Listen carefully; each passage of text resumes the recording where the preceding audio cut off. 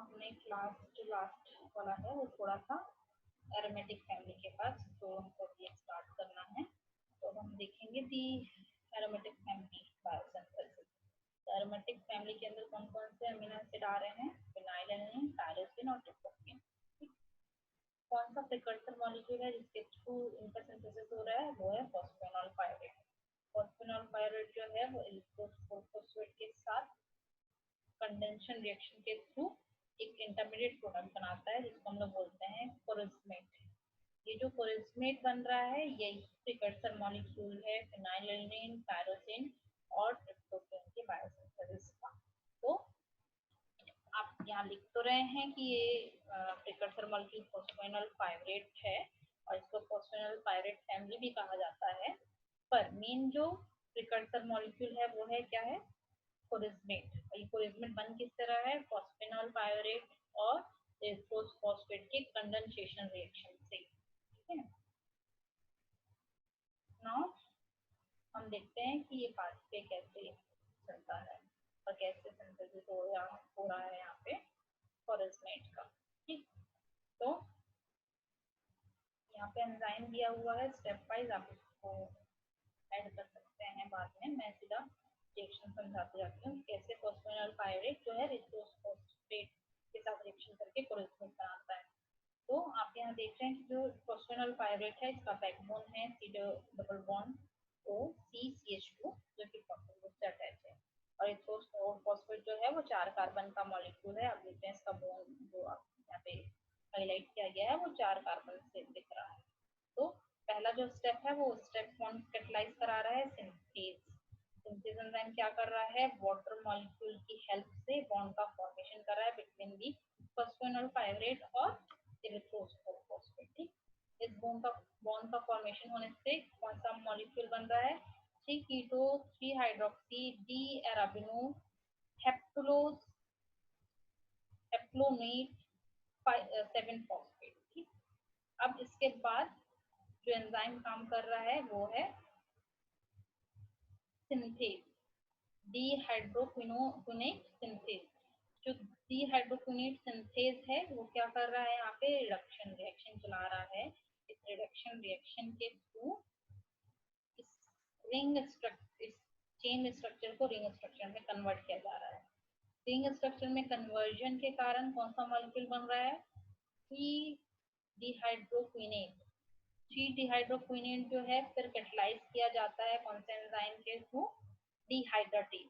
डिहाइड्रेटेज enzyme क्या करेगा? जैसे आप नाम से समझ रहे हो कि वाटर को रिमूव कर रहा है फ्रॉम दी 3 डिहाइड्रोक्विनेट। जब ये वाटर रिमूव होता है तो ये किस मॉलिक्यूल में कन्वर्ट हो जा रहा है? 3 डिहाइड्रोसिग्मेट। ठीक, 3 डिहाइड्रोसिग्मेट फिर डिहाइड्रोजनेस एंजाइम की प्रेजेंस में किसमें कन्वर्ट हो जा रहा है? सिग्मेट में। ठीक, सिग्मेट आपका नाम हो जाएगा। अब ये सिग्मेट जो है वो एटीपी के साथ रिएक्शन कर रहा है। ऑब्वियसली यहाँ पे अब एटीपी से फॉस्फेट ग्रुप ट्रांसफर हो रहा है सिग्मेट में, तो कौन सा एंजाइम यूज हो रहा है? काइनेज। ठीक, कौन सा प्रोडक्ट बन रहा है? सिग्मेट फॉस्फेट। तो आप देख रहे हो 3 डिहाइड्रोक्सी सिग्मेट से सिग्मेट बना, सिग्मेट से सिग्मेट 3 फॉस्फेट बना। अब सिग्मेट 3 फॉस्फेट से क्या बन रहा है? 5 फिनॉल पायरोसाइल सिग्मेट 3 फॉस्फेट। कौन सा एंजाइम यहाँ पे यूज हो रहा है? सिंथेज। ये जो सिंथेज एंजाइम है वो कर क्या रहा है? कर ये रहा है कि जो पर्टिकुलर ये जो OH ग्रुप यहाँ प्रेजेंट है इस OH ग्रुप का रिएक्शन करा रहा है फॉस्फेनॉल पायरेट। इसके रिएक्शन से हो क्या रहा है? रिएक्शन से ये हो रहा है कि यहाँ पर से फॉस्फेनॉल पायरेट से पायरेट ग्रुप रिमूव होने के बाद जितना भी स्ट्रक्चर बचा वो स्ट्रक्चर जो है वो जाके अटैच हो जा रहा है इस ऑक्सीजन के साथ और ये H रिप्लेस हो रहा है। अब यहाँ पे आप देखो कि फॉस्फेनॉल पायरेट का स्ट्रक्चर क्या है? C double bond O C H2। ये फॉस्फेट ग्रुप यहाँ से हटा और जो बाकी का स्ट्रक्चर बचा है वो जाके इस ऑक्सीजन के साथ अटैच हो। ठीक, तो क्या बना? 5 फिनॉल पायराइल सिग्मेट 3 फॉस्फेट। ठीक, अब जो नेक्स्ट स्टेप है जो कि कैटलाइज किया जा रहा है कौन से एंजाइम के थ्रू? सिगमेट सिंथेस।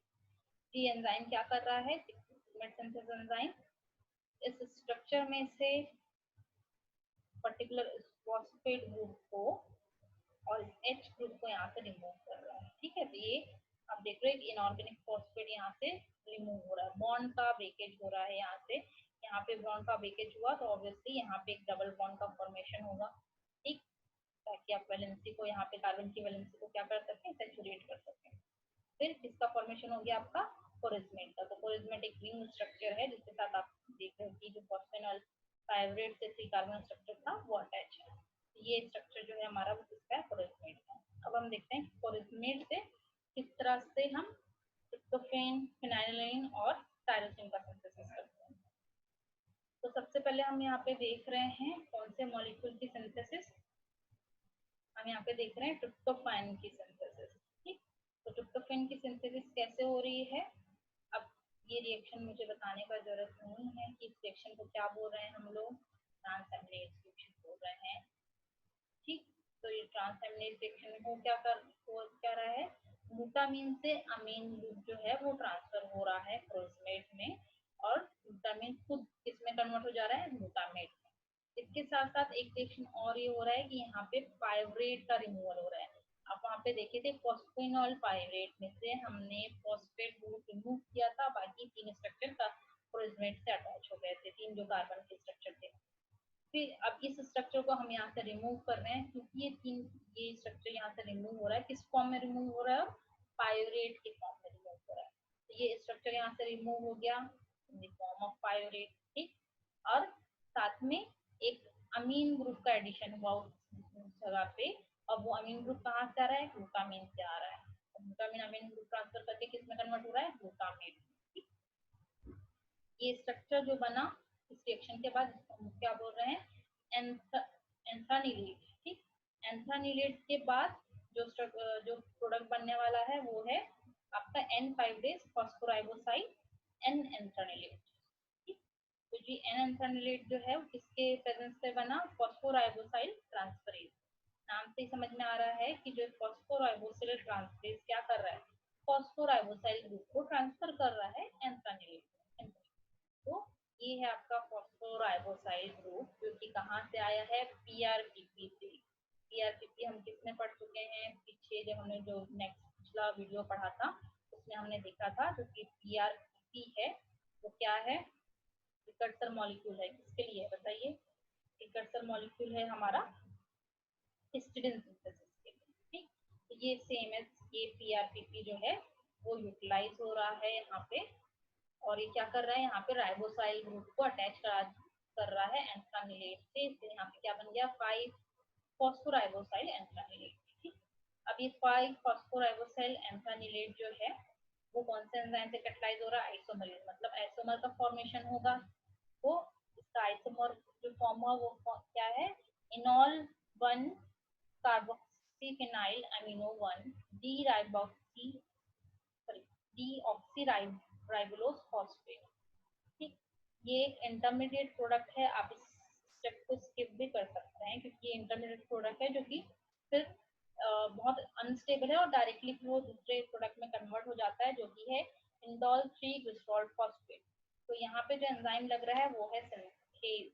ये सिंथेज एंजाइम जो है वो इस आइसोमर जो फॉर्म बना किसका, फॉस्फोराइल एंथ्रानिलेट का, उस आइसोमर फॉर्म को किस में कन्वर्ट कर रहा है, इंडोल 3 ग्लिसरॉल फॉस्फेट। ठीक, तो ये जो इंडोल 3 ग्लिसरॉल फॉस्फेट बना, आप फिर कौन से एंजाइम के प्रेजेंस में, आपका ट्रिप्टोफैन सिंथेज एंजाइम की प्रेजेंस में ट्रिप्टोफैन की सिंथेसिस करा रहा है। अभी ट्रिप्टोफैन सिंथेज एंजाइम कर क्या रहा है ये हम समझने की कोशिश करते हैं। आप जो ये स्ट्रक्चर देख रहे हो इंडोल 3 ग्लिसरॉल फॉस्फेट, अब ये जो रिंग स्ट्रक्चर है ये रिंग स्ट्रक्चर मेन हमारा बैकबोन है, क्योंकि एरोमेटिक अमीनो एसिड में रिंग स्ट्रक्चर पाया जाता है।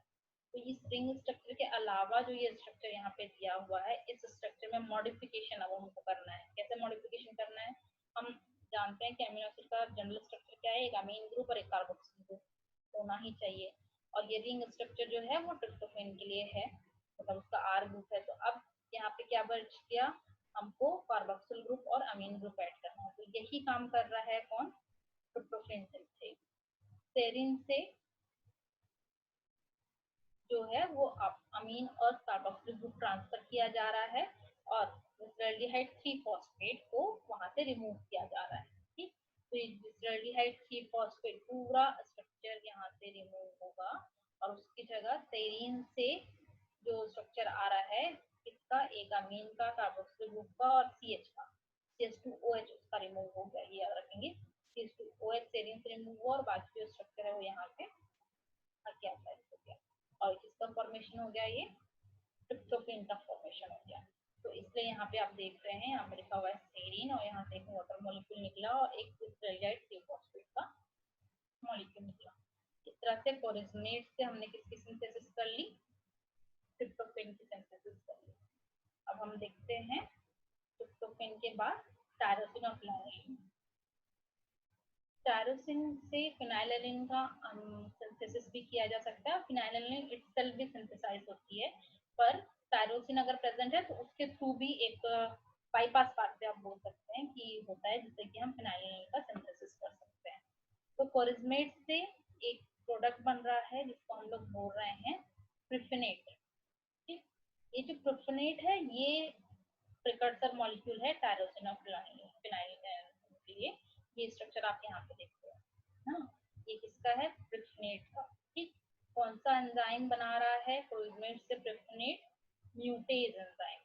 और ये म्यूटेज एंजाइम क्या करता है, हमने मिसाल से डिस्कस किया है क्लास में। म्यूटेज एंजाइम का काम है फंक्शनल ग्रुप को उसी सबस्ट्रेट के एक कार्बन से दूसरे कार्बन में ट्रांसफर करना। आप यहाँ देख रहे हो कि ये फंक्शनल ग्रुप इस कार्बन में प्रेजेंट था, उसको म्यूटेज एंजाइम ने कहाँ पे ट्रांसफर कर दिया, इस वाले कार्बन में ट्रांसफर कर दिया। तो इस फंक्शनल ग्रुप के ट्रांसफर होने के कारण कोरिजनेट जो है वो किस में कन्वर्ट हो गया, प्रिफिनेट में कन्वर्ट हो गया। ठीक, अब प्रिफिनेट से दो पाथवे चलेगा, एक तो किसके लिए, टायरोसिन के लिए और एक ट्रिप्टोफैन के लिए। तो जो सेकंड स्टेप है जहाँ पे प्रिफिनेट का रिडक्शन रिएक्शन हो रहा है किसके प्रेजेंस में, डिहाइड्रोजनेज एंजाइम के प्रेजेंस में, वहां पे आप देख रहे हैं कि ये H ग्रुप जो है वो यहाँ से रिमूव होके कहाँ चला गया, Na+ में अटैच हो गया। ठीक है, और एक का कार्बन डाइऑक्साइड भी यहाँ से रिमूव हुआ। तो इस ग्रुप को, इस हाइड्रोजन को और इस कार्बोक्सिल ग्रुप को यहाँ से रिमूव किया किसने, डिहाइड्रोजनेज एंजाइम। यहाँ पे डिकार्बोक्सिलेशन और रिडक्शन रिएक्शन दोनों एक साथ हो रहा है। ठीक है, इस रिएक्शन के बाद जो प्रोडक्ट बना उसको हम बोल रहे हैं 4 हाइड्रोक्सी फिनाइल पाइवरेट। ठीक, अब ये 4 हाइड्रोक्सी फिनाइल पाइवरेट में ट्रांसएमिनेशन रिएक्शन हो रहा है एमिनो ट्रांसफरेंस एंजाइम के प्रेजेंस में। होगा क्या, एमिन ग्रुप का ट्रांसफर होगा। अब ये एमिन ग्रुप का ट्रांसफर कहाँ हो रहा है, इस डबल बॉन्ड के ऑक्सीजन को रिमूव कर, है ना। तो इस जगह पे अब एडिशन हो गया किसका, हमारे अमीन ग्रुप का। जैसे ये अमीन ग्रुप का एडिशन हो रहा है, ये जो 4 हाइड्रोक्सी फिनाइल पाइवरेट था वो किसमें कन्वर्ट हो गया, आपका टायरोसिन। ठीक, तो छोटा सा पाथवे है, ज्यादा डिफिकल्ट रिएक्शन नहीं है। हम चलते हैं दिस साइड ऑफ रिएक्शन में, जहाँ पे हम देख रहे हैं कि जो प्रोफिनेट है वो किसमें कन्वर्ट हो रहा है, फिनाइल पाइवरेट में। ठीक है, ये रिएक्शन कौन करा रहा है, प्रोफिनेट डिहाइड्रेटेज। प्रोफिनेट डिहाइड्रेटेज कर क्या रहा है, प्रोफिनेट डिहाइड्रेटेज कर रहा है इस C double bond sorry CO group को एज अ कार्बन डाइऑक्साइड के फॉर्म में वहां से रिमूव कर रहा है। ठीक है, इस रिमूवल के साथ साथ OH ग्रुप का भी रिमूवल हो रहा है यहाँ से। ठीक, अब ये स्ट्रक्चर यहाँ से रिमूव हो गया।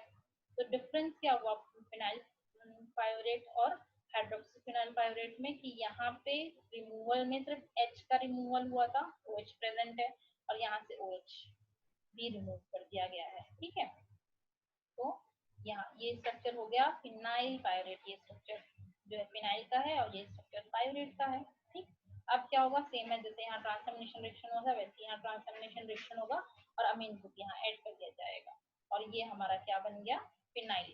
तो टायरोसिन और फिनाइल के स्ट्रक्चर में क्या डिफरेंस है, सिर्फ डिफरेंस है हाइड्रोक्सिल ग्रुप का। ठीक, तो ये हाइड्रोक्सिल ग्रुप को हमने यहीं से एलिमिनेट कर दिया, तो फिर वो रिएक्शन जो है आगे किसका फॉर्मेशन कर रहा है, फिनाइल का। उसी तरह इस पर्टिकुलर टायरोसिन से भी आप डायरेक्ट फिनाइल बना सकते हैं इस हाइड्रोक्सिल ग्रुप को यहाँ से रिमूव करके। तो ये बहुत सिंपल बात है। अब हम चलते हैं दूसरी फैमिली में जो कि है एस्पार्टेट फैमिली। जो एस्पार्टेट फैमिली है उसका प्रिकर्सर मॉलिक्यूल है ऑक्सिलोएसिटेट। ऑक्सिलोएसिटेट कहाँ से आ रहा है? डीसीएसआइटोस से आ रहा है। ऑक्सिलोएसिटेट से सबसे पहले क्या बनेगा? एस्पार्टेट। फिर इस एस्पार्टेट से एस्पराजिन बनेगा, मिथ्योनिन बनेगा, लाइसिन बनेगा और थ्रियोनिन बनेगा। ठीक है। एस्पराजिन जो है वो नॉन एसेंशियल अमीनो एसिड है। ठीक है। इस पर्टिकुलर रिएक्शन में हम देखेंगे ऑक्सीडेट से एस्पार्टेट कैसे बन रहा है। एक सिंगल रिएक्शन से बन रहा है, वो है ट्रांसएमिनेशन का रिएक्शन। ठीक है। आप यहाँ देख रहे हैं कि जो ऑक्सिलो एसिटेट है वहां पे ट्रांसएमिनेशन रिएक्शन हुआ किसी भी अमीनो एसिड के प्रेजेंस में, मतलब वो amino acid as a donor काम कर रहा है। किसका डोनर डोनेट कर रहा है? डोनेशन कर रहा है वो अमीन ग्रुप का। तो अमीन ग्रुप का उसने ट्रांसफर किया कहाँ पे? इस कार्बन पे। इस कार्बन पे अमीन ग्रुप के ट्रांसफर करने से क्या हुआ? ये ऑक्सीजन जो है वहां से रिमूव हो गया, यहाँ अमीन ग्रुप अटैच हो गया। जैसे ही ऑक्सिलो एसिटेट के स्ट्रक्चर में यहाँ अमीन ग्रुप अटैच हो रहा है और ये O की जगह H आ रहा है, ये एस्पार्टेट में कन्वर्ट हो रहा है। ये हो गया biosynthesis of aspartate through the oxalo acetate with in the one step reaction. ठीक। अब सेकेंड स्टेप रिएक्शन जिसमें इस एस्पार्टेट जो ये एस्पार्टेट है फिर से ट्रांसएमिनेशन के थ्रू किसमें कन्वर्ट हो रहा है? एस्पराजिन में। पर ये हम यहाँ पे एंजाइम कौन सा यूज हो रहा है? एस्पराजिन सिंथेटेज। अब ये सिंथेटेज एंजाइम यूज हो रहा है, तो ये सिंथेटेज एंजाइम करता क्या है? ये एटीपी की हेल्प से क्या करता है? बॉन्ड फॉर्मेशन करता है। ठीक है। तो यहाँ पे आप देख रहे हो कि एटीपी जो है एएमपी में कन्वर्ट हो रहा है और इस कन्वर्जन से क्या हो रहा है? ग्लूटामीन से अमीन ग्रुप का ट्रांसफर कर रहे हैं हम कहाँ पे? इस कार्बन पे। मतलब आप यहाँ देख सकते हो इस कार्बन पे इस ऑक्सीजन का रिमूवल होकर यहाँ पे अमीन ग्रुप अटैच हो रहा है। जैसे यहाँ पे अमीन ग्रुप अटैच होता है तो ये एस्पार्टेट जो है वो एस्पराजिन में कन्वर्ट हो जाता है। तो एस्पार्टेट और एस्पराजिन में क्या डिफरेंस है? अमीन ग्रुप का डिफरेंस है। जैसे कि ग्लूटामेट और ग्लूटामिन में क्या डिफरेंस है? अमीन ग्रुप का डिफरेंस है। तो सेम है, यहाँ पे आपके पास सिंथेसिस हो गया किसका? एस्पराजिन। ठीक। अब हम चलते हैं नेक्स्ट, हमारा क्या बच गया? मेथियोनिन, लाइसिन और थ्रियोनिन। तो मेथियोनिन, लाइसिन और थ्रियोनिन जो है वो किससे बन रहा है? एस्पार्टेट से बन रहा है। इसको डिस्क्राइब ना करके सीधा हम पाथवे डिस्क्राइब करेंगे तो ज्यादा बेटर है। तो अब हम यहाँ देख रहे हैं कि एस्पार्टेट जो है जो कि यहाँ पे प्रेजेंट है। ठीक है। इस एस्पार्टेट का क्या किया जा रहा है? एक्टिवेशन किया जा रहा है। एक्टिवेशन कैसे किया जा रहा है? एटीपी से फॉस्फेट ग्रुप का ट्रांसफर जो है एस्पार्टेट में किया जा रहा है। तो एटीपी किस में कन्वर्ट हो गया? एडीपी में। और ये फॉस्फेट ग्रुप कहाँ ट्रांसफर हुआ? यहाँ पे। ये जो कार्बन के साथ ऑक्सीजन था उस ऑक्सीजन के साथ एक फॉस्फेट ग्रुप अटैच हो गया। इस फॉस्फेट ग्रुप के अटैचमेंट से क्या बना? एस्पर्टाइल बीटा फॉस्फेट। ठीक। ये एस्पर्टाइल बीटा फॉस्फेट फिर डिहाइड्रोजनेज रिएक्शन के थ्रू, डिहाइड्रोजनेज एंजाइम की रिएक्शन के थ्रू इसमें कन्वर्ट हो जाएगा बीटा एस्पार्टेट सेमील्डिहाइड। यहाँ पे एंजाइम कौन सा यूज होगा? काइनेज एंजाइम यूज होगा। यहाँ पे कौन सा एंजाइम यूज होगा? डिहाइड्रोजनेज। ये सेम रिएक्शन आपने एक और पाथवे में पढ़ा है, अगर आप ध्यान से याद करेंगे तो ग्लूटामेट फैमिली में है ना, हमने उसमें भी देखा था कि इनिशियल जो है वो क्या हो रहा था? एक्टिवेशन हो रहा था। एक्टिवेशन के बाद डिहाइड्रोजनेशन हो रहा था। ठीक। तो सेम है, यहाँ पे भी वो स्टेप हुआ और यहाँ पे किसका फॉर्मेशन हुआ? बीटा एस्पार्टेट सेमीएल्डिहाइड का। अब इस बीटा एस्पार्टेट सेमीएल्डिहाइड से दो पाथवे कर सकते हैं। एक पाथवे जिसमें आप देख रहे हो किसका फॉर्मेशन हो रहा है? 4 हाइड्रोक्सी टेट्रा हाइड्रोडिफोर्डिनेट का। और दूसरा क्या किसका हो रहा है? होमोसिरिन का। तो पहले हम होमोसिरिन वाला पाथवे देखेंगे, ये वाला। फिर उसके बाद सॉरी, ये होमोसिरिन से ये वाला पाथवे देखेंगे थ्रियोनिन का। फिर इस वाले पाथवे में आएंगे मेथियोनिन के। फिर सबसे लास्ट में हम जाएंगे लाइसिन से। तो एस्पर्टाइल बीटा फॉस्फेट में डिहाइड्रोजनेज एंजाइम ने रिएक्ट किया, डिहाइड्रोजनेज एंजाइम ने इसे कैटलाइज किया और कैटलाइज करके किसका फॉर्मेशन कर रहा है? Beta aspartate सेमील्डिहाइड। ये बीटा एस्पर्टेट सेमील्डिहाइड फिर से डिहाइड्रोजनेज एंजाइम के प्रेजेंस में किस में कन्वर्ट हो जाता है? होमोसेरिन में। होमोसेरिन में कैसे कन्वर्ट हुआ, आप स्ट्रक्चर यहाँ पे देख रहे हैं कि जो यहाँ पे CH2 प्रेजेंट है, इसके साथ CHO एल्डिहाइड ग्रुप प्रेजेंट है। इस एल्डिहाइड ग्रुप का रिप्लेसमेंट किससे हो गया, CH2OH। ठीक, इस CH2OH का रिप्लेसमेंट कैसे हुआ, यहाँ से H ग्रुप का ट्रांसफर हुआ। ठीक है, तो ये CH2OH जो बना, जिसके कारण से यहाँ पे ये हो गया होमोसेरिन। अब इस होमोसेरिन से फॉस्फोहोमोसेरिन कैसे बन रहा है, इसमें एक फॉस्फेट ग्रुप का एडिशन हो रहा है, सिंपल। अब ये फॉस्फेट ग्रुप का एडिशन कैसे होगा, एटीपी से एडीपी का फॉर्मेशन होगा और ये फॉस्फेट ग्रुप में अटैच हो जाएगा। कौन सा एंजाइम यूज होगा, काइनेज एंजाइम यूज होगा। अब ये जो पर्टिकुलर फॉस्फोहोमोसेरिन बना, ये फॉस्फोहोमोसेरिन किसके प्रेजेंस में, लाइज एंजाइम के प्रेजेंस में, क्योंकि यहाँ पे वाटर का यूटिलाइजेशन हो रहा है बॉन्ड के ब्रेकेज के लिए। तो कौन सा एंजाइम यूज होगा, लाइज एंजाइम यूज होगा। तो फॉस्फोहोमोसेरिन लाइज एंजाइम के प्रेजेंस में क्या होगा, वाटर का यूटिलाइजेशन किया जाएगा। वाटर के प्रेजेंस में इस फॉस्फेट ग्रुप को यहाँ से क्या किया जाएगा, रिमूव किया जाएगा। और ये फॉस्फेट ग्रुप जब रिमूव होगा तो एक H जो है इस CH2 के साथ अटैच हो जाएगा, जो OH है वो पर्टिकुलर इस कार्बन के साथ अटैच हो जाएगा। तो किसका फॉर्मेशन होगा, CH3 C double bond OH CHOH CH3 का, जो कि थ्रियोनिन का स्ट्रक्चर है। तो ये सिंपल सिंथेसिस हो गया एस्पार्टेट से थ्रियोनिन का। अब बैक टू हम आते हैं होमोसेरिन में। ये तो हमने देख लिया थ्रियोनिन कैसे बन रहा है। अब इसी होमोसेरिन से दूसरा पाथवे भी चलता है, जो कि किसका फॉर्मेशन करता है, मेथियोनिन का। तो वो कैसे हो रहा है, जब ये होमोसेरिन काइनेज एंजाइम से कैटलाइज ना होके किससे कैटलाइज हो रहा है, आपका ट्रांसफरेज एंजाइम की हेल्प से, है ना। तो ये ट्रांसफरेज एंजाइम क्या कर रहा है, होमोसेरिन में ट्रांसफर कर रहा है किसका, सक्सेनाइल ग्रुप का। इससे सक्सेनाइल कोएंजाइम ए जो है, से कोएंजाइम ए एसिटाइल ग्रुप पे ट्रांसफर हो गया, और सक्सेनाइल जो है वो किस पे ट्रांसफर हो गया, आपके होमोसेरिन के स्ट्रक्चर में। तो क्या हुआ, ये जो OH ग्रुप था उसमें से H रिमूव हो गया और यहाँ पे सक्सेनाइल ग्रुप जो है वो आके अटैच हो गया। इसके अटैचमेंट से किसका फॉर्मेशन हुआ, ओ सक्सेनाइल होमोसेरिन। यहाँ पे कौन आके ऐड हो गया, सक्सेनाइल ग्रुप। अब ओ सक्सेनाइल होमोसेरिन ग्रुप जो है वो कन्वर्ट हो रहा है किसमें, सिस्टर आयन में। सिस्टर आयन में किस तरह से कन्वर्ट हो रहा है, जो सक्सेनाइल ग्रुप जो है उसको रिमूव किया जा रहा है यहाँ से, और उसकी जगह वहाँ पे कौन आके अटैच हो रहा है, सिस्टीन। ठीक, ये सिस्टीन का रिप्लेस, सिस्टीन जो है उसने क्या किया, सक्सीनेट को यहाँ से रिप्लेस कर दिया। और ये जो स्ट्रक्चर आप देख रहे हैं ये किसका है, सिस्टीन का है। तो ये सिस्टीन जब इससे जाके अटैच होता है तो हमने ये किसका फॉर्मेशन कर रहा है, सिस्टर थायोन का।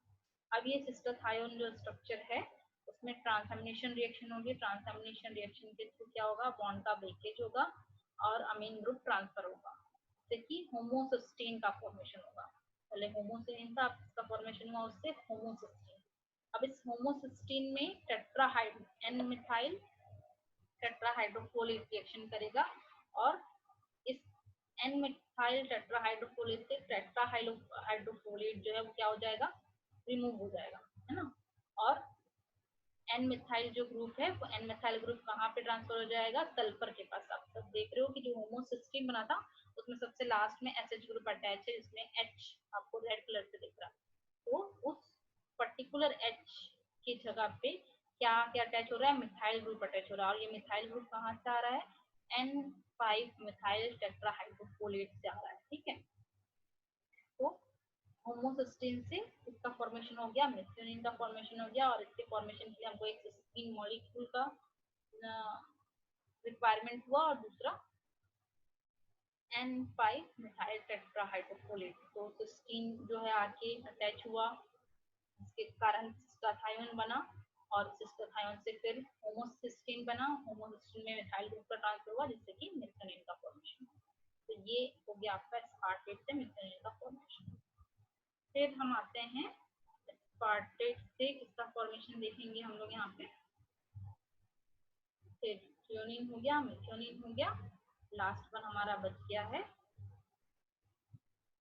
उसको हम देख लेते हैं। तो बीटा एस्पार्टेट सेमिल्डिहाइड से किसका फॉर्मेशन हो रहा है, 4 हाइड्रोक्सी टेट्राहाइड्रो डीपिक्लोनेट। ठीक है, ये डीपिक्लोनेट है जो कि किसके कौन से एंजाइम के प्रेजेंस में, लाइज एंजाइम के प्रेजेंस में स्पॉन्टेनियसली इसमें कन्वर्ट हो जाएगा डीहाइड्रोपिक्लोनेट। डीहाइड्रोपिक्लोनेट जो है वो फिर ट्रांसफरेस एंजाइम के सॉरी डिहाइड्रोजनेज एंजाइम के प्रेजेंस में किसमें कन्वर्ट हो रहा है, टेट्राहाइड्रो डीपिक्लोनेट। टेट्राहाइड्रो डीपिक्लोनेट क्यों बोल रहे हैं हम लोग इसको, यहाँ पे डाईहाइड्रो था, यहाँ पे टेट्राहाइड्रो आप देख रहे हो। ठीक है, क्योंकि यहाँ पे H का ट्रांसफर हुआ है ना, यहाँ पे डाईहाइड्रो था पहले, फिर उसके बाद यहाँ पे NADPH से प्रोटॉन का ट्रांसफर हो रहा है जो इसको कन्वर्ट कर रहा है टेट्राहाइड्रो डीपिक्लोनेट।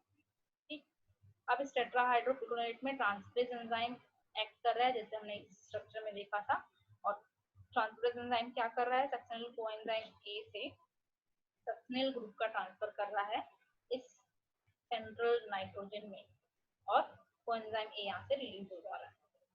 इस ट्रांसफर से जो प्रोडक्ट बना वो है एन सक्सेनाइल 2 अमीनो 6 कीटो क्यूमुलेट।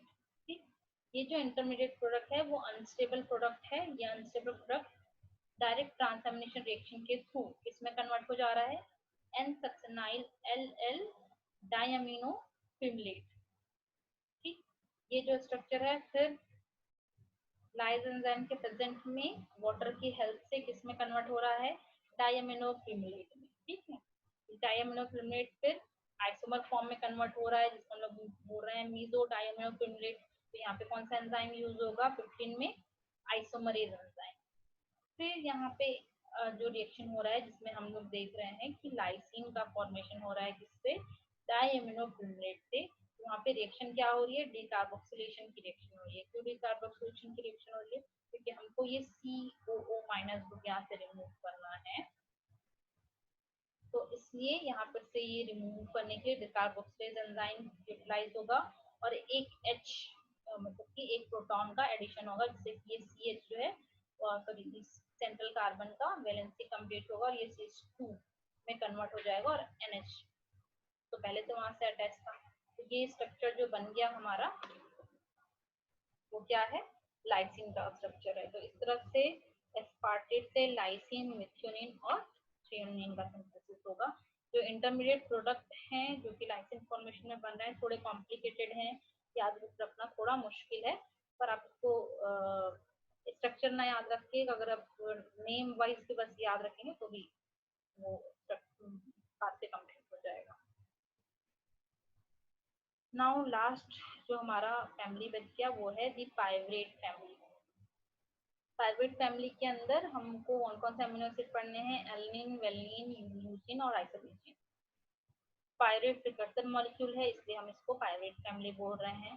पाइवरेट से एलनिन का फॉर्मेशन सिंगल स्टेप रिएक्शन है जिसमें अमीनो ट्रांसफरेज जो एंजाइम है वो एक्ट करता है और अमीनो ग्रुप पर ट्रांसफर किया जाता है, हम ट्रांसएमिनेज रिएक्शन बोल रहे हैं। पाइवरेट में अमीनो ग्रुप का एडिशन हुआ, यहाँ पे ग्लूटामेट हो सकता है, ग्लूटामीन हो सकता है, अल्फा कीटोग्लूट्रेट हो सकता है, सॉरी हाँ अल्फा कीटोग्लूट्रेट बन सकता है ग्लूटामीन से।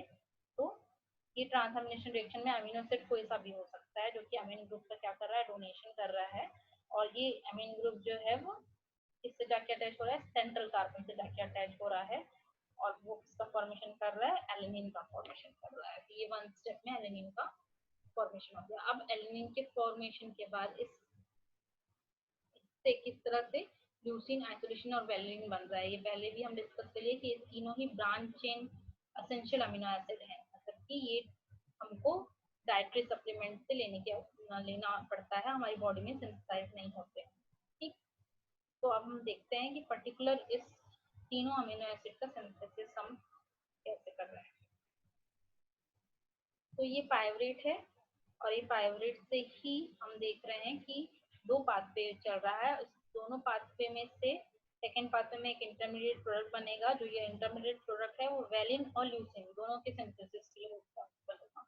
तो पहले हम लोग आइसोल्यूसिन का पाथवे देखते हैं, फिर हम इस पाथवे के बारे में बात करेंगे। सारे एंजाइम जो है वहाँ यहाँ पे आपको दिए हुए हैं, आप उसको ऐड कर सकते हैं पाथवे। तो सबसे पहले हमारा पाइवरेट, इस पाइवरेट का कन्वर्जन एक इंटरमीडिएट प्रोडक्ट में हो रहा है, और ये जो इंटरमीडिएट प्रोडक्ट है वो एज अ प्रिकर्सर मॉलिक्यूल काम कर रहा है। अब ये प्रिकर्सर मॉलिक्यूल है क्या? जो पायरेट है वो टीपीपी के साथ रिएक्शन कर रहा है। ठीक, ये टीपीपी क्या है? आप इसमें देख सकते हैं पाथवे में कि जो ये टीपीपी है, टेट्रा पायरोफॉस्फेट, इसके साथ रिएक्शन करके ये बना रहा है हाइड्रोक्साइल इथाइल टीपीपी। अब ये टीपीपी के साथ ये अटैचमेंट होने के बाद जो ये मॉलिक्यूल बना, ये आपका प्रिकर्सर मॉलिक्यूल है for the synthesis of isoleucine और वैलिन। इस इंटरमीडिएट प्रोडक्ट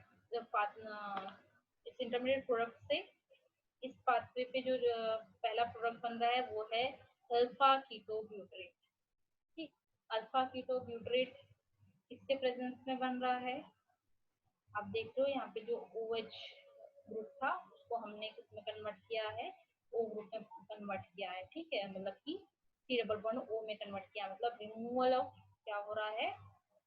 प्रोटॉन हो रहा है यहाँ पे। तो यहाँ पे डिहाइड्रोजनेज एंजाइम यूज होगा, और ये डिहाइड्रोजनेज एंजाइम के प्रेजेंस में जो ये इंटरमीडिएट प्रोडक्ट है वो अल्फा कीटो ब्यूटरेट में कन्वर्ट होगा। ये अल्फा कीटो ब्यूटरेट फिर कन्वर्ट हो रहा है alpha aceto alpha hydroxy butyrate, alpha aceto alpha hydroxy butyrate. ठीक, कौन से एंजाइम के प्रेजेंस में? होमोसेरीन डिहाइड्रोजनेज एंजाइम के प्रेजेंस में। ठीक, तो ये कन्वर्ट सॉरी कौन से एंजाइम के प्रेजेंस में हो रहा है? ये हुआ है यहाँ पे सिंथेज एंजाइम के प्रेजेंस में, एसिडोलैक्टिक सिंथेज। ये सिंथेज एंजाइम क्या कर रहा है? अल्फा कीटोब्यूटरेट में एसिटाइल ग्रुप जो है वो अटैच कर रहा है, एसिटो ग्रुप जो है वो अटैच कर रहा है। ठीक है, तो ये जो रिंग चेन स्ट्रक्चर है जो कि आप यहाँ हॉरिजॉन्टल में देख रहे थे, ये वर्टिकल में आ गई और इस कार्बन के साथ जो है ये इसका अटैचमेंट हो गया। फिर एक इंटरमीडिएट प्रोडक्ट बना, इसको आप स्किप भी कर सकते हो, डायरेक्ट इस प्रोडक्ट में आ सकते हैं कि इस स्टेप से डिहाइड्रोजनेज एंजाइम ने कैटलाइज किया, डिहाइड्रोजनेज NADPH का यूज कर रहा है और NADPH से H ग्रुप का ट्रांसफर हो गया किसमें? Alpha aceto alpha hydroxy butyrate में, और उसने फॉर्मेशन किया alpha beta dihydroxy beta methyl valerate का। ये जो बीटा मिथाइल वेलरेट था वो डिहाइड्रेटेज एंजाइम के प्रेजेंस में वाटर का रिमूवल कर रहा है, और वाटर के रिमूवल से किसका फॉर्मेशन कर रहा है? Alpha keto beta methyl valerate. ठीक, अब यहाँ पे alpha keto beta methyl valerate जो है वो डीएमिनेशन ट्रांसएमिनेशन रिएक्शन में पार्टिसिपेट कर रहा है, और यहाँ पे एक अमीन ग्रुप का ट्रांसफर हो रहा है इस पर्टिकुलर कार्बन पे जो पहले की ऑक्सीजन से अटैच था, अब वो अमीन ग्रुप के साथ अटैच हो गया। तो आप यहाँ देख रहे हो कि ये ब्रांच स्ट्रक्चर CH2 का यहाँ पे आ गया है, और इसके साथ फिर एक अमीन ग्रुप भी आ गया, तो ये इसका फॉर्मेशन कर रहा है आइसोल्यूसिन का। ठीक, चलते हैं हम लोग इस साइड ऑफ पाथवे पे, जहाँ पे इस इंटरमीडिएट प्रोडक्ट से जिसको हम लोग बोल रहे हैं hydroxy TPP, sorry hydroxy pirate TPP, इसका फॉर्मेशन हो रहा है पायरेट का, मतलब ये जो टीपीपी है टेट्रा पायरोफॉस्फेट वहां से रिमूव हो जा रहा है और ये पायरेट बच रहा है। तो ये पायरेट जो है वो फिर कौन सा एंजाइम के प्रेजेंस में? सिंथेटेज एंजाइम के प्रेजेंस में अल्फा एसिटोलैक्टेट का फॉर्मेशन कर रहा है। यहाँ अल्फा एसिटोलैक्टेट बन रहा है, यहाँ क्या बन रहा था? Alpha एसिटो hydroxy ब्यूटेरेट। क्यों ऐसा हो रहा था? क्योंकि यहाँ पे आपका जो हाइड्रोक्सिल ग्रुप प्रेजेंट था है ना इसके साथ, इस कारण से इसको हम लोग बोल रहे थे अल्फा एसिटो अल्फा हाइड्रोक्सी ब्यूटेरेट, पर यहाँ पे सिर्फ लैक्टेट ग्रुप प्रेजेंट है एसिटो के साथ, तो इसलिए हम इसको बोल रहे हैं अल्फा एसिटोलैक्टेट, लैक्टेट प्रेजेंट है। फिर नेक्स्ट रिएक्शन इसमें अल्फा एसिटोलैक्टेट से किसका फॉर्मेशन हो रहा है? एक इंटरमीडिएट प्रोडक्ट का फॉर्मेशन हो रहा है जो कि अनस्टेबल प्रोडक्ट है। आप डायरेक्ट इस स्टेप में भी आ सकते हैं जहाँ पे डाइहाइड्रोक्सी आइसोवेलरेट बन रहा है। तो अल्फा एसिटोलैक्टेट से डिहाइड्रोजनेज एंजाइम कैटलाइज कर रहा है इसे और इसको कन्वर्ट कर रहा है अल्फा बीटा डिहाइड्रोक्सी आइसोवेलरेट। ठीक, कौन सा डोनर यूज हो रहा है, इलेक्ट्रॉन डोनर यहाँ पे NADPH। फिर इस डाइहाइड्रोक्सी आइसोवेलेट से अल्फा कीटो आइसोवेलेट का फॉर्मेशन हो रहा है। हाइड्रेटेज एंजाइम के प्रेजेंस में वाटर का रिमूवल हो रहा है, और जो ये अल्फा कीटो आइसोवेलेट है वो ट्रांसएमिनेशन रिएक्शन के थ्रू वैलिन का फॉर्मेशन कर रहा है। यहाँ पे अमीन ग्रुप अटैच हुआ और ये वैलिन का फॉर्मेशन। ठीक, तो ये जो अल्फा कीटो आइसोवेलेट है वहां से डायरेक्ट वैलिन का सिंथेसिस हो रहा है। और अगर हमको इससे किसका सिंथेसिस करना है, ल्यूसिन का, तो हम यहाँ पे क्या करेंगे, डीएसेटाइलेज एंजाइम का यूटिलाइजेशन करेंगे। डीएसेटाइलेज एंजाइम क्या करेगा, इस पर्टिकुलर अल्फा कीटो आइसोवेलेट में एसिटाइल ग्रुप का ट्रांसफर करेगा। ठीक, इस एसिटाइल ग्रुप के ट्रांसफर करने से कौन सा प्रोडक्ट बना, अल्फा आइसोप्रोपाइल मैलेट। ठीक, अभी अल्फा आइसोप्रोपाइल मैलेट था, वो किसमें कन्वर्ट हुआ, beta isopropyl malate. Isomerase enzyme use होगा क्योंकि अल्फा से बीटा फॉर्म में कन्वर्ट हो रहा है। बीटा आइसोप्रोपाइल मैलेट जो है वो डिहाइड्रोजनेज एंजाइम के प्रेजेंस में अल्फा कीटो आइसोप्रोपेट बना रहा है। ये अल्फा कीटो आइसोप्रोपेट जो है वो हमारा अब एंडिंग प्रोडक्ट बन गया, जो कि ट्रांसएमिनेशन रिएक्शन के थ्रू ल्यूसीन का फॉर्मेशन कर रहा है।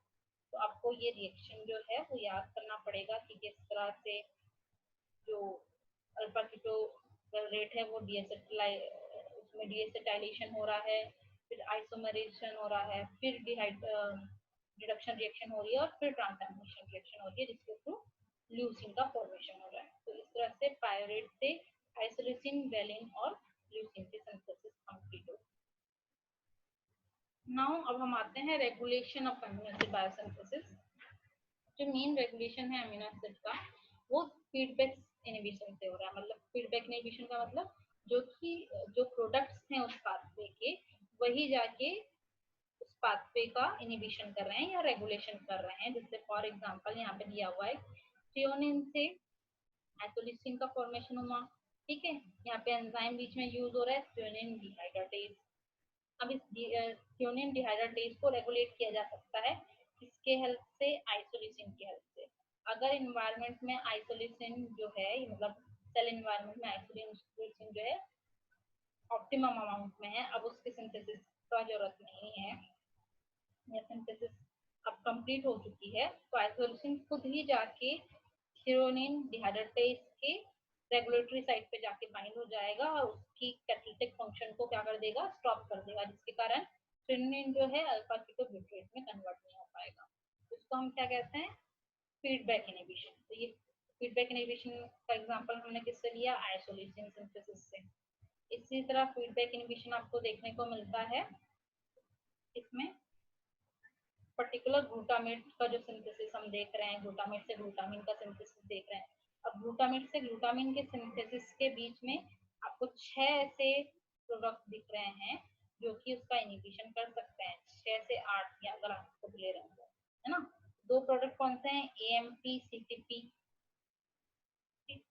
एएमपी और सीटीपी जो है वो जाके इसको इनहिबिट कर सकते हैं, ट्रिप्टोफेन और हिस्टीडीन भी कर सकते हैं, कार्बामाइल फॉस्फेट और ग्लूकासामिन 6 फॉस्फेट भी जाके इनहिबिशन कर सकते हैं, एलिनिन और ग्लाइसिन भी जाके कर सकते हैं। क्यों, क्योंकि ग्लूटामेट से ग्लूटामिन का बनना, हम नाइट्रोजन फिक्सेशन भी देखते हैं, ये प्राइमरी स्टेप है जहाँ पे नाइट्रोजन जो है वो आके क्या हो रहा है, एसिमिलेट हो रहा है। ठीक, तो ये एसिमिलेशन का प्रोसेस हम रोक सकते हैं अगर नाइट्रोजन सेचुरेट हो चुका है प्लांट बॉडी में या तो उस पर्टिकुलर ऑर्गेनिज्म की बॉडी में। इसलिए इसका रेगुलेशन जो है वो बहुत सारे प्रोडक्ट के थ्रू, फीडबैक के इनहिबिशन के थ्रू किया जा रहा है। और ये फीडबैक इनहिबिशन किसका हो रहा है, ग्लूटामिन सिंथेटिक का। तो आपको इसमें याद क्या रखना है, इसमें आपको याद रखना है फीडबैक इनहिबिशन कौन सा एंजाइम कर रहा है, सॉरी कौन सा प्रोडक्ट कर रहा है और किस एंजाइम का कर रहा है। जैसे कि यहाँ पे आइसोल्यूसिन कर रहा था थ्रियोनिन डिहाइड्रेटेज का, यहाँ पे एएमपी सीटीपी ट्रिप्टोफेन और हिस्टीडीन कर रहा है किसका, ग्लूटामिन सिंथेटेज का। अब हम लोग यहाँ पे बात कर रहे हैं हम लोग एस्पार्टेट फैमिली का। एस्पार्टेट फैमिली में जो एंजाइम का इनहिबिशन हो रहा है वो डिफरेंट प्रोडक्ट्स हो सकता है, और ये सारे इंटरमीडिएट प्रोडक्ट है ना। तो ये एस्पार्टेट से थ्रियोनिन का बनना, होमोसेरिन का बनना, ये सारे सारे इंटरमीडिएट प्रोडक्ट का फीडबैक इनहिबिशन हो सकता है। लाइसिन के थ्रू भी, आइसोल्यूसिन के थ्रू भी इसका फीडबैक इनिशिएशन हो रहा है। आइसोल्यूसिन इसका एंड प्रोडक्ट है। तो आप देख रहे हो आइसोल्यूसिन जो है वो एस्पार्टेट से एस्पार्टाइल बीटा फॉस्फेट का बनना भी रोक सकता है। फिर जो थ्रियोनिन है वो होमोसेरिन से थ्रियोनिन का बनना रोक सकता है। मेथियोनिन इटसेल्फ अपना सिंथेसिस रोक सकता है। थ्रियोनिन यहाँ पे फिर अगर फीडबैक इनहिबिशन नहीं करता तो वो एस्पार्टेट बीटा सेमीएल्डिहाइड से होमोसेरिन का बनना भी रोक सकता है। तो ये सारा जो रेगुलेशन है वो किसके थ्रू हो रहा है? फीडबैक इनहिबिशन के थ्रू हो रहा है। नाउ हम बात करते हैं disease of amino acid metabolism. ये आप चाहें तो समरी में ऐड कर सकते हैं, अगर नहीं करना है तो ये स्किप भी कर सकते हैं। पर्टिकुलर जो डिसीज है वो किसके कारण हो रहा है? या ये हो रहा है पर्टिकुलर जीन डिफेक्ट के कारण। मतलब कुछ सिंगल जीन है जो कि उस पर्टिकुलर मेटाबॉलिक पाथवे के किसी एंजाइम को क्या कर रहे हैं? सिंथेसाइज कर रहे हैं। अब अगर उस जीन में डिफेक्ट हो गया तो वो एंजाइम नहीं बन रहा है, और उस एंजाइम के नहीं बनने के कारण वो मेटाबॉलिक पाथवे किसी स्टेप पे आके रुक जा रही है। अब उस स्टेप पे आके रुक जा रही है तो दो चीज हो रही है, एक तो वो पर्टिकुलर अमीनो एसिड की सिंथेसिस नहीं हो पा रही है, दूसरा जिस स्टेप में वो आके रुक गया वहां पे जो प्रोडक्ट बना है उसका एक्यूमुलेशन होता जा रहा है। ये एक्यूमुलेशन भी हमारे लिए क्या करता है? डिसीज का रीजन बन जाता है। तो हम लोग एक टेबल देख लेते हैं जिसको मैं ब्रीफली आपको एक्सप्लेन करूंगी। जैसे फॉर एग्जांपल एल्बिनिज्म एक मेडिकल कंडीशन है ना? किसके कारण होता है? Melanin synthesis from tyrosine. ठीक, मेलानिन का सिंथेसिस होता है टायरोसिन एमिनो एसिड के कारण। ठीक, अगर टायरोसिन का एक एंजाइम जो कि है टायरोसिन 3 मोनो ऑक्सीजनेज, जिसको हम लोग टायरोसिनेज भी बोलते हैं, अगर ये एंजाइम डिफेक्टिव हो जाता है तो होता क्या है? टायरोसिन का फॉर्मेशन रुक जाता है। अब टायरोसिन के फॉर्मेशन रुकने के कारण मेलिन की सिंथेसिस रुक जा रही है, क्योंकि टायरोसिन ही मेलिन के सिंथेसिस के लिए रिस्पॉन्सिबल है। अब मेलिन नहीं बनेगा तो होगा क्या? मेलिन है क्या हमारा? स्किन जो कलर है वो मेलिन प्रोटीन के कारण होता है, ये हमको पता है ना?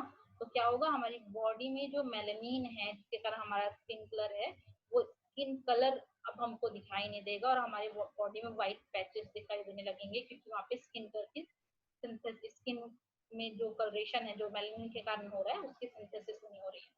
दूसरा एग्जांपल है एल्केप्टोनूरिया का। एल्केप्टोनूरिया किसके कारण हो रहा है? टायरोसिन के डिग्रेडेशन के कारण। और ये डिग्रेडेशन क्यों हो रहा है? क्योंकि एक एंजाइम है होमोजेंटिसेट डीऑक्सीजनेज, इस एंजाइम में डिफेक्ट हो गया। ये जो एंजाइम है वो क्या करता है? रेगुलेशन करता है टायरोसिन के डिग्रेडेशन, मतलब वो रोकता है टायरोसिन का डिग्रेडेशन होना। अगर अमाउंट ज्यादा अमाउंट में टायरोसिन बन गया तो वो डिग्रेडेट हो जाता है अपने आप कुछ दिन के बाद। पर अगर ये डिग्रेडेशन रुक जाए तो क्या होगा? टायरोसिन का एक्यूमुलेशन हो जाएगा बॉडी में। इस एक्यूमुलेशन के कारण क्या होगा? जो यूरिन का कलरेशन है वो चेंज हो जाएगा, साथ साथ में जो जॉइंट्स हैं ना, आपके बोन जॉइंट्स है वहां पे इस पर्टिकुलर टायरोसिन का डिपोजिशन हो जाएगा, जिस कंडीशन को हम क्या बोल रहे हैं? एल्केप्टोनूरिया। सेम एज ये सारे डिसीज हैं जो कि इन सारे डिफेक्टिव प्रोसेस के कारण हो रहे हैं, और ये डिफेक्टिव प्रोसेस इन सारे एंजाइम के डिफेक्ट के कारण हो रहा है, और ये सारे इसके सिम्टम्स। तो आप इसमें से कोई सा भी 5 या 6 एग्जाम्पल ले सकते हैं और उसको अपने नोट्स में ऐड कर सकते हैं। नहीं तो अगर नहीं ऐड करेंगे तो भी कोई प्रॉब्लम नहीं है, पर अगर आप ये याद करते हैं तो आपको इन फ्यूचर कॉम्पिटेटिव एग्जाम के लिए ज़्यादा बेनिफिट होगा।